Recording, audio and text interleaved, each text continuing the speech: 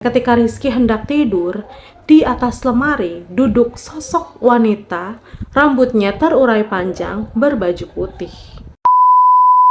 Assalamualaikum warahmatullahi wabarakatuh. Hai, apa kabar? Semoga selalu sehat dan selalu bahagia, amin. Dan terima kasih sudah klik video ini. Perkenalkan, nama aku Dian. Di videoku kali ini aku akan menceritakan sebuah kisah horor di sebuah kos-kosan. Dan seperti biasa, nama dalam cerita ini sudah aku samarkan. Dan untuk segi cerita nggak ada yang dirubah, karena kisah horor ini datang dari internet. Kalian bisa cari di internet, itu pasti ada. Tapi kalau kalian nggak mau baca, ya udah duduk manis, terserah mau sambil bebenah juga nggak apa-apa. Biar aku yang ceritain. Nggak usah lama-lama, kita langsung aja ke ceritanya.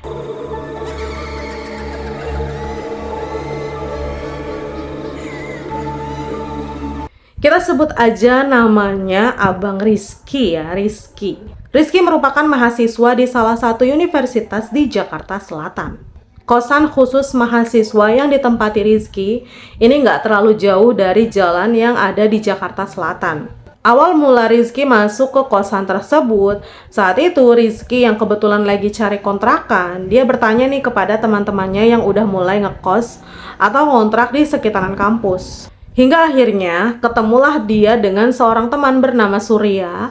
Surya yang udah lebih dulu ngontrak pun ngasih tahu nih ke Rizky kalau di tempat yang dia tinggali itu ada kamar kosong. Kemudian Rizky diajak Surya untuk menuju ke lokasi kontrakannya. Ternyata bukan hanya Rizky aja nih yang diajak, tetapi ada 3 orang lagi, yaitu Marwan, Dedi, dan juga Niko. Mereka bertiga juga kawannya Rizky semasa sekolah SMA dulu. Ketika ditanya oleh Surya, baik Rizky dan 3 orang temannya tadi itu mengira kalau tempat yang akan mereka tempati adalah sebuah kontrakan. Tetapi ketika sampai di lokasi ternyata sebuah kos-kosan. Dan singkat cerita, setelah berdiskusi, mereka berempat akhirnya sepakat untuk tinggal di kosan tersebut. Karena saat itu hanya tersisa 2 kamar kosong yang terletak di ujung, dan itu saling berhadapan. Satu itu samping gudang dan satunya lagi samping kamar mandi. Dan untuk harga sewanya sendiri itu 1 kamar 500.000 per bulannya. Untuk memudahkan, mereka ini sepakat kalau kamar samping gudang itu digunakan untuk menyimpan lemari dan juga barang-barang. Sementara kamar samping kamar mandi ini digunakan untuk mereka tidur. Jadi kebayang ya, 1 kamar mereka tidur berempat. Kamar depannya itu buat barang-barang mereka. Kamar samping gudang tempat mereka menyimpan barang-barang ini di belakangnya adalah gang buntu. Sedangkan kamar samping kamar mandi, yaitu tempat mereka berempat itu tidur, belakangnya adalah rumah-rumah warga. Masing-masing kamar di kosan tersebut hanya terdapat 1 jendela aja, tetapi menghadap ke dalam. Jadi nggak ada cahaya masuk dan otomatis lampu harus menyala siang ataupun malam. Karena hanya kamar yang dekat pintu gerbang aja yang mendapatkan sinar matahari. Kosan khusus mahasiswa yang ditempati Rizky ini tidak terlalu jauh dari jalan yang ada di Jakarta Selatan. Rizky juga mengatakan bahwa lokasinya nggak jauh dari jalan besar. Sebuah jalan yang macetnya bikin pusing 7 keliling. Letaknya itu masuk gang samping kompleks perumahan. Kosan tersebut seperti rumah ya, terdiri dari 3 lantai. Lantai 1 dan lantai 2 ini berisi kamar-kamar ukuran 3 kali 2 meter. Dan lantai 3 merupakan loteng yang digunakan untuk menjemur pakaian. Kamar mandinya juga untuk lantai 1 ini ada 4, tetapi hanya berfungsi 3. Dan lantai 2-nya juga ada 4 untuk kamar mandinya, tetapi berfungsi semua. Ini gue kayak lagi promosi. Pemilik kosnya seorang bapak-bapak yang tinggal di kecamatan sebelah. Jadi pemiliknya ini jarang sekali datang ke kosan. Dia hanya datang ketika menagih uang sewa aja. Jadi nggak heran kalau kondisi kosannya pun tidak terawat dengan baik. Hubungan mereka dengan tetangga kamar juga nggak berjalan dengan baik ya. Semuanya itu sibuk dengan kegiatannya masing-masing. Bahkan untuk sekedar bertegur sapa aja enggak. Ketika Rizky dan teman-temannya memutuskan untuk tinggal di sana pun atau pindah ya, tetangga kamarnya pun nggak ada yang menanyakan. Padahal mereka melihat nih kalau Rizky lagi memindahkan barang-barang kayak baru ya, misalnya gitulah. Nggak ada jadinya. Itu tadi sedikit gambaran suasana kos-kosan Rizky dan juga kawan-kawannya tinggal. Sementara Surya yang awal mula ngajak untuk ngekos di tempat tersebut itu hanya bertahan selama 1 bulan aja. Lalu ia memutuskan untuk PP, jadi pulang pergi Jakarta Pusat ke Jakarta Selatan. Sementara Dedi dan juga Niko ini bertahan sampai semester 1 selesai aja. Dan mereka juga memutuskan untuk pindah, sehingga hanya tersisa Rizky dan juga Marwan aja nih. Mereka berdua ini sepakat untuk menempati kamar samping gudang. Jadi depannya yang tadinya itu dipakai buat barang-barang aja. Singkat cerita, baru beberapa minggu semester 2 berjalan, datanglah pandemi COVID-19. Dan perkuliahan pun dilakukan secara online. Dan mereka pun kembali ke rumah masing-masing. Sampai sini tuh nggak ada keanehan, kecurigaan, kejanggalan, atau apapun itu nggak ada. Semua berjalan baik dan juga normal. Singkat cerita, setelah 2 tahun lamanya perkuliahan dilakukan secara online. Saat ini Rizky berada di semester 6 pertengahan kuliah dan pandemi mulai bertahap normal. Rizky pun kembali ke Jakarta Selatan. Karena nggak tahu juga nih, bingung mau tinggal di mana, Rizky akhirnya memutuskan untuk kembali ke kosan lamanya. Di kamar samping gudang, ia sendirian, nggak lagi sama Marwan. Tetapi untungnya pada saat itu senior Rizky, ya kita sebut aja Leo, ini sering menginap di kosannya Rizky. Di situ Rizky merasa beruntung karena ada kawannya juga, kadang nggak ngerasa sendirian banget. Kesan pertama setelah sekian lama kosan tersebut tidak ditempati, dari segi bangunan fisik ini memang nggak ada yang berubah. Namun tetapi suasananya benar-benar nggak nyaman. Kamar terasa pengap, kepalanya pusing, dan sering tercium bau anyir. Begitu juga dengan kamar mandinya. Saat itu Rizky berpikir mungkin karena udah lama nggak ditempati. Jadi udah pasti nih hantu-hantu berpesta pora di sini, batinnya Rizky. Singkatnya, 2 minggu Rizky berada di kosan tersebut, Rizky sakit. Perut samping kanannya ini tiba-tiba melilit, dan semalaman Rizky nggak bisa tidur. Makanan pun nggak bisa masuk.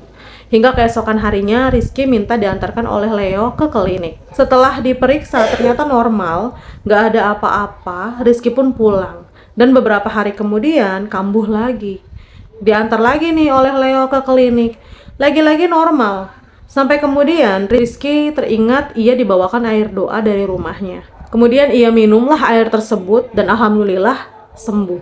1 bulan kemudian, ketika Leo menginap di kosan Rizky, ia mengalami sakit perut, seperti yang tempo hari Rizky alami. Dari mulai malam hingga sore hari, ia hanya bisa berbaring di kosan. Diajak periksa ke dokter gak mau. Dan setelah maghrib, dia memutuskan untuk pulang kembali ke kontrakannya. Sebab hari itu Leo shift malam. FYI ya, Leo ini nyambi kerja dengan kuliah. Rizky pun menyarankan Leo untuk izin aja, nggak usah masuk. Tapi Leo ini nggak mau. Leo tetap memaksakan diri untuk masuk ya. Hingga Rizky mendapatkan kabar kalau di tempat kerjanya Leo ternyata pingsan. Dan keesokan harinya, Leo memutuskan untuk pulang kampung. Balik lagi ke kosannya Rizky, suasana pengap dan juga bau anyir ini semakin menjadi-jadi. Rizky pun berusaha untuk mengabaikannya, mungkin itu perasaan dan penciuman Rizky aja. Sampai kemudian ketika Rizky hendak tidur, di atas lemari duduk sosok wanita, rambutnya terurai panjang, berbaju putih. Sebenarnya Rizky ini takut, tapi Rizky memutuskan untuk udahlah mengabaikannya lagi dan memutuskan untuk udah tidur aja. Akhirnya Rizky tertidur. Sehingga besok harinya Rizky menemukan beberapa helai rambut panjang, dan setelah dilihat-lihat itu bukan rambutnya Rizky. Karena saat itu rambut Rizky ini emang gondrong, tapi dia yakin itu bukan rambutnya karena rambutnya ini jauh lebih panjang dibanding rambutnya Rizky. Dan kejadian penemuan rambut panjang ini gak cuma sekali terjadi tapi sering. Suatu hari Rizky secara tiba-tiba menemukan kelabang di kamar kosan tersebut. Selain di kamar kosan, juga ada di kamar mandi. Ukuran kelabang tersebut kecil ya, nggak besar. Karena Rizky takut masuk ke kuping, maka Rizky injek kelabang tersebut. Dan untuk hal yang satu ini, Rizky masih berpikir positif. Mungkin karena faktor kelembapan ruangan yang membuat hewan semacam itu betah. Oh ya, belakang kamar kosan tersebut kan ada gang ya, inget kan? Ada gang, tapi gangnya ini gang buntu. Satu hari, setelah kejadian Kunti di atas lemari, setiap jam 2 dini hari, gang tersebut selalu mengeluarkan suara berisik, kayak gemerisik besi. Awalnya Rizky tetap mengabaikan, tetapi malah setiap hari makin kenceng, makin hari makin kenceng suaranya. Tentu aja Rizky keganggu ya, dan jadi selalu kebangun setiap jam 2 pagi. Setelah beberapa hari diganggu, keesokan harinya Rizky memutuskan buat ngecek setelah berhari-hari diganggu suara berisik. Ternyata pas dicek, persis menempel di dinding kamar kosan Rizky terdapat keranda besi. Iya, keranda besi. Keranda tersebut milik masjid yang nggak jauh dari kosan. Rizky sebenarnya bingung sekaligus takut karena siapa yang gerakin keranda tersebut setiap jam 2 pagi. Tapi Rizky ini nggak mau ambil pusing, dia pun langsung melanjutkan aktivitasnya. Malam itu aman dan gak ada suara berisik apapun. Rizky tahu itu karena dia tidur dan bangunnya ya pagi hari. Itu artinya Rizky gak kebangun di jam 2 pagi kan. Kemudian keesokan harinya dari speaker masjid terdengar pengumuman ada warga yang meninggal dunia. Keranda pun dikeluarkan dari gang untuk digunakan. Dan ketika keranda tersebut dikembalikan ke tempat semula, suara berisik kembali terdengar lagi. Ingatan Rizky ini kayak melayang kepada keranda di desanya. Karena dulu keranda di desa Rizky ketika ada yang mau meninggal dunia akan memberikan pertanda berupa suara berisik pada hari dan juga jam-jam tertentu. Karena banyak keanehan-keanehan dan Rizky tentu aja gak betah ya. Kosan tersebut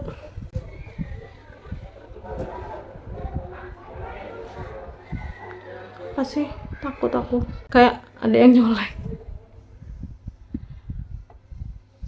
Gak pernah ada kejadian aneh, takut. Karena banyak keanehan-keanehan dan Rizky tentu aja nggak betah. Kosan tersebut pada akhirnya jarang ditempati lagi oleh Rizky. Rizky lebih sering pulang ke kontrakan paman di daerah Tanjung Priok atau bapaknya yang ada di Kemayoran. Singkat cerita, pulang kampus Rizky berniat untuk pulang ke kosan. Sore itu ia sampai di kosan dan masuk ke kamarnya. Secara tiba-tiba Rizky terbanting, tangannya dipelintir ke belakang. Kemudian Rizky mengatakan sambil menahan rasa sakit, alam kita itu berbeda, kok malah mengganggu. Air doa dari rumah yang Rizky bawa, lalu dia usapkan ke tangan dan secara ajaib rasa sakit pun mereda. Setelah Rizky teliti, ternyata terlihat seperti kayak ada bekas cengkraman gitu loh tertinggal di tangannya. Rizky pun berusaha untuk tetap tenang. Kakek buyutnya Rizky dari pihak ibu ini udah lama meninggal di Mekah, jauh sebelum Rizky lahir. Rizky sendiri juga nggak tahu kakek buyut itu seperti apa. Fotonya pun Rizky nggak pernah melihatnya. Ketika malam esok harinya, tepatnya malam Jumat, setelah kejadian Rizky terbanting itu, Rizky ini bermimpi. Di dalam mimpinya Rizky diajak ke masjid oleh seorang pria. Dari bentuk wajahnya ini mirip mbahnya Rizky atau kakeknya. Ketika berjalan, sarungnya ini kayak dicincing. Dalam perjalanan menuju masjid, Rizky diberikan wejangan. Kakek tersebut mengatakan bahwa lebih baik pindah. Dia mengatakan tetapi dalam bahasa Jawa ya. Mungkin untuk saat ini kalau pindah kosan sulit ya. Lebih baik ke Tanjung Priuk dulu untuk sementara waktu supaya lebih aman. Pindah kosnya nanti aja. Pokoknya sebelum hari Rabu harus sudah di Tanjung Priuk ya. Di dalam mimpinya tersebut, ketika Rizky hendak mengangkat kakinya ke lantai masjid, Rizky dicegah. Dia mengatakan, Udah sampai sini aja. dan Rizky pun terbangun dari tidurnya. Dia bengong sambil bingung. Bingung? Apa bengong? Rizky pun menceritakan mimpi tersebut kepada ibunya. Ia mengatakan kalau ciri-cirinya demikian berarti itu adalah kakek buyut. Akhirnya Rizky pun memutuskan untuk nurut. Sementara waktu ia mengungsi ke Tanjung Priok. 2 bulan Rizky tinggal di Tanjung Priok, Rizky memutuskan kembali lagi nih ke kosan tersebut. Meskipun suasananya masih kerasa ya mencekam, tetapi nggak separah sebelumnya. Cuma kali ini Rizky nggak bisa tidur malam. Jadi ada salah seorang teman yang memang lama gak ketemu karena COVID-19, ini main ke kosannya Rizky, sebut aja namanya Hari. Teman Rizky ini memang memiliki kepekaan terhadap hal-hal mistis. Dan ketika berkunjung ke kosannya Rizky, Hari ini terlihat kayak lemes banget. Karena seharian ini temennya atau Hari ini tidur. Padahal Rizky tahu kalau Hari ini orangnya sangat rajin. Dan secara tiba-tiba Hari mengatakan bahwa ada yang aneh di kosan ini. Dia pun menyarankan agar mencari kosan lain aja. Sama kayak Rizky, dia juga mencium kayak bau amis, bau anyir ya. Dan ngerasa pusing. Hari ini cukup sering main ke kosannya Rizky, bahkan sering menginap. Tetapi setiap kali ke kosannya Rizky, yaitu Hari malah tepar. Dia pun menceritakan kalau setiap kali tidur di kosannya Rizky, ia selalu mengalami, maaf ya, mimpi basah. Singkat cerita, Hari pun membantu Rizky untuk mencari kosan baru. Ya, Rizky akhirnya udah nggak tahan lagi. Sampai akhirnya Rizky dapat kosan baru dan gak pakai lama Rizky pun bergegas buat pindah. Hari juga di situ ngebantu Rizky buat memindahkan barang-barang. Dan ketika Rizky memindahkan barang-barang, tampak seseorang kayak perempuan berambut panjang, berbaju putih, melambaikan tangan kepada Rizky. Kayak gini. Takut. Setelah pindah ya bener aja nggak ada hal-hal aneh atau gangguan-gangguan lagi. Kira-kira siapa ya sosok perempuan itu ya? Rizky juga mengatakan ada 3 asumsi perihal siapa perempuan berambut panjang, berbaju putih yang bisa dikatakan kuntilanak. Asumsi pertama ya, Kunti tersebut benar-benar entitas makhluk halus dari sebuah tempat. Berhubung ia menemukan tempat kosong, yaitu kosannya Rizky, akhirnya ia memutuskan pindah ke kosan tersebut. Dan asumsi kedua, Kunti tersebut merupakan kiriman seseorang, sebab beberapa tahun yang lalu, keluarga Rizky juga sempat diteror oleh sosok Kunti. Dan setelah diselidiki, ternyata hantu tersebut merupakan kiriman dari seseorang yang gak suka dengan keluarganya Rizky. Itu asumsi yang kedua. Dan asumsi yang ketiga, Kunti tersebut merupakan sosok Korin di mana masa hidupnya pernah singgah atau tinggal di kosan yang Rizky tempati tersebut. Menurut kamu, siapa sosok Kunti tersebut?